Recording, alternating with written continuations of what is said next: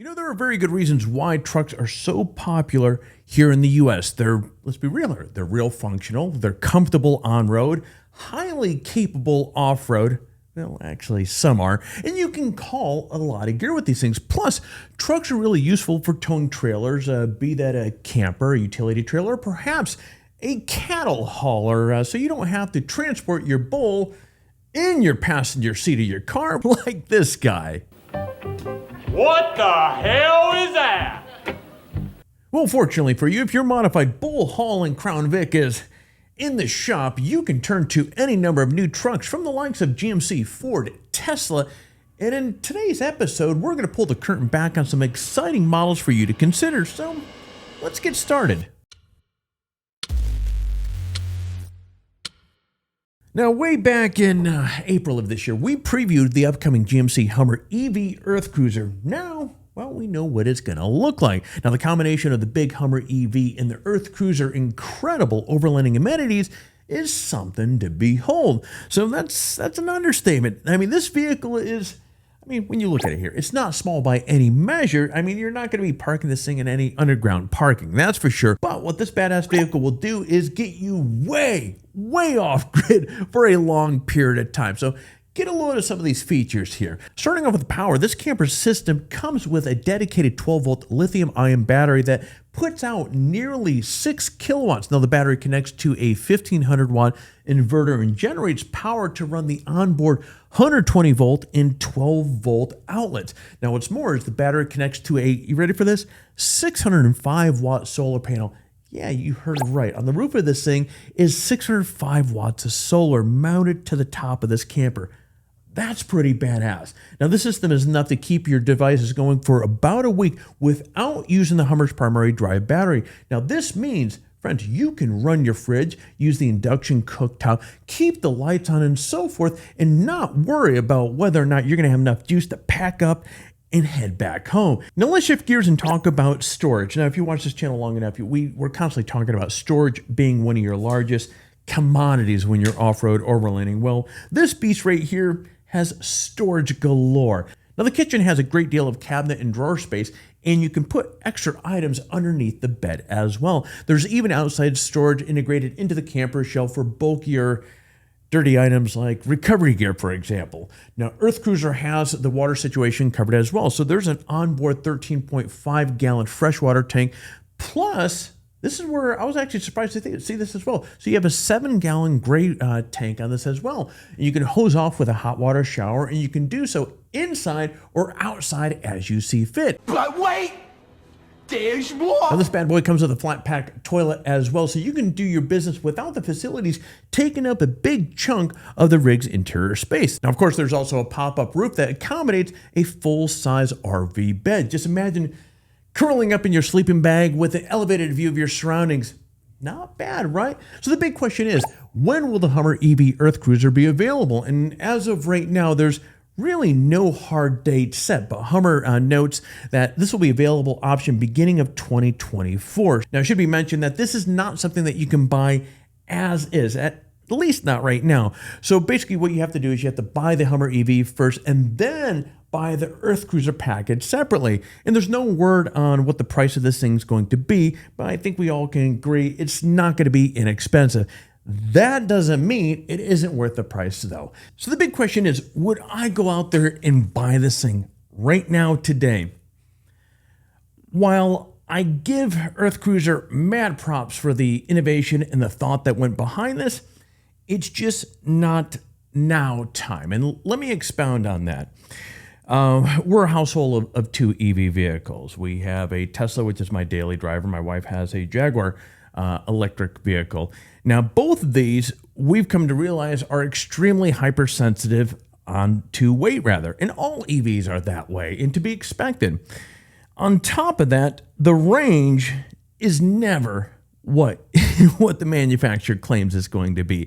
And if you look at reports on the Hummer EV, the Hummer is no different than that. They claim 316-mile range or something like that, and a lot of people are quoting high 200s on this.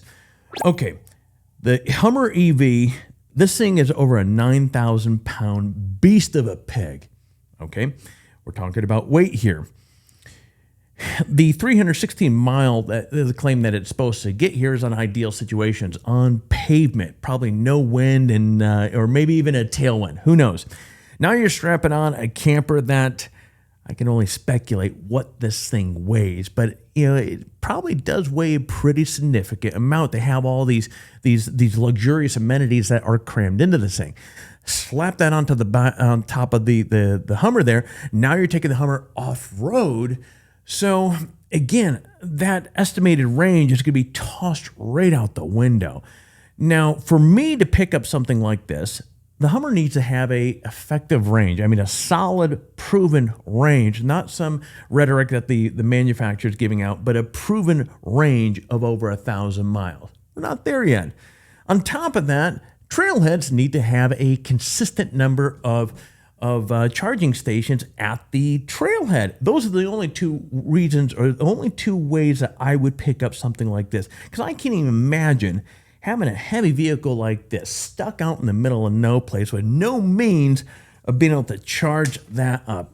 Nah. So while again, I give these guys props to the innovation for bringing this, I don't think it's a smart buy right now today, unless you want to stick it in your garage and have a garage trophy inside there to go looking at, or you plan to camp around some pavement-y areas, but you don't buy a Hummer for that. And so anyways, that's my 2 cents. So you can check out more information about the Hummer EV EarthCruiser in more detail by following, and as you probably guess, I'm going to put some links down below in the description so you can check this thing out for yourself.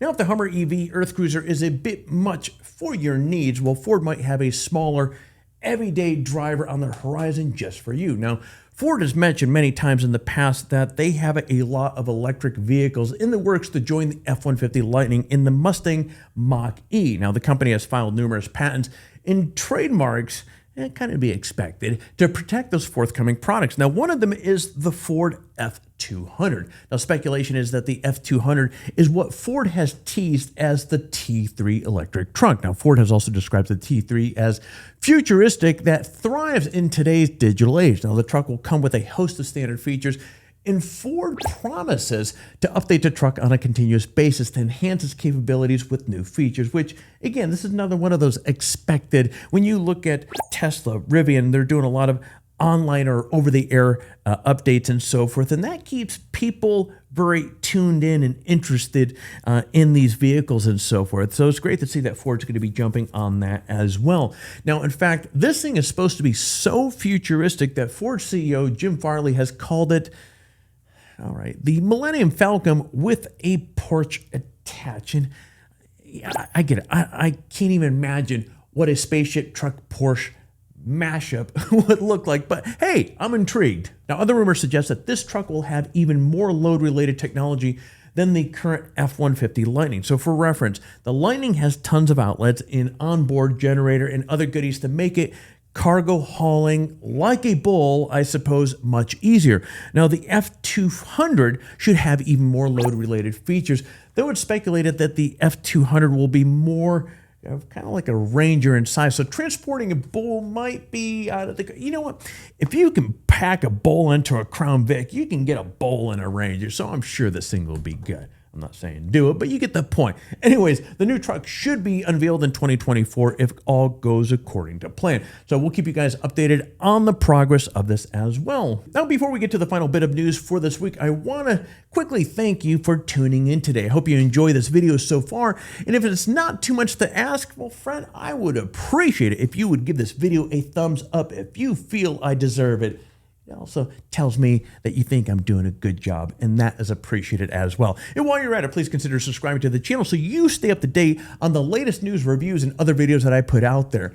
With weekly videos year-round, well, there's a lot of content to stay up on. So anyways, let's get back on to the news.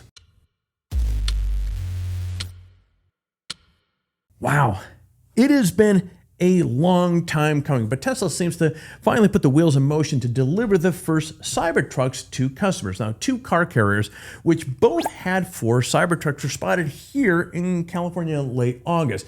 Now, let's be real here. These could be a group of prototype trucks, but eagle-eyed viewers spotted some features that suggests these might be customer-ready trucks. For example, each truck had full bumpers with license plate holes, full side mirrors, road-ready wheels and tires, and so forth. And what's more is the fit of the stainless steel panels seem to be much better than what was on some of the earlier test vehicles. So if you keep up with Cybertruck's news, you probably know that the previous test trucks had really terrible body panel gaps. Elon Musk even emailed the team recently to focus more attention on the fit of these body panels. Now, granted, seeing these trucks moving on the freeway doesn't really give you the best vantage point or view of these panel gaps, but at least there seems to be better fitting panels on these trucks than what was on it before. Something else to note here is the dust and dirt on these trucks, which I think it looks pretty cool. Just imagine seeing these things or what they will look like when they're all caked down with a bunch of mud from a off-road